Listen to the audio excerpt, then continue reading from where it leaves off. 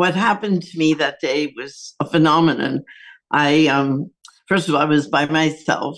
There was no one with me, Oh, no Lord. helpers, no guitar players, no bass players.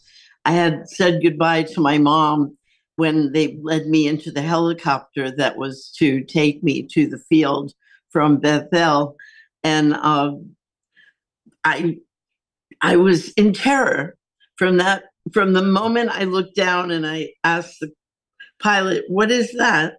And he said, "That's people." Wow. How could that be people?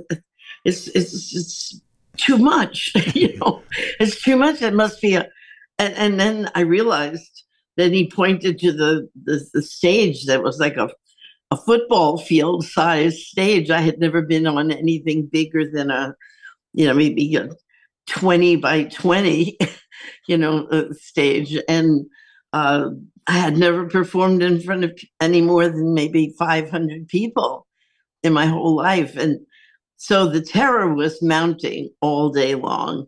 And every once in a while, someone would come in to my tent and say, "You're on next." And then nothing. And then I'd hear somebody else singing, and I knew it wasn't me. So here we go.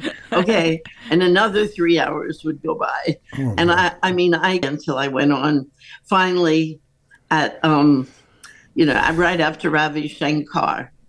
And it had started to rain, and I thought my prayers were answered, and that somehow everybody would go home They're going to and call the I game. would be saved. There I was in that predicament. And when they said, "You're on next," other than this explanation, I can't think of anything else.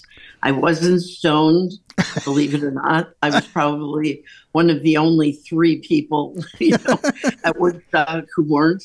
And I left my body. I was not in my body. And I watched myself. I can almost see the direction. I was on my shoulder here. I was looking at myself walking. I walked the plank. It looked like a plank. And I was sure it was my certain doom. And I was not there. I was Wow. safe, Well, sitting in front of 500,000 people, and I returned. You were And divinely propelled. 500,000 people saw me do that. I always thought that's the phenomenon of me at Woodstock.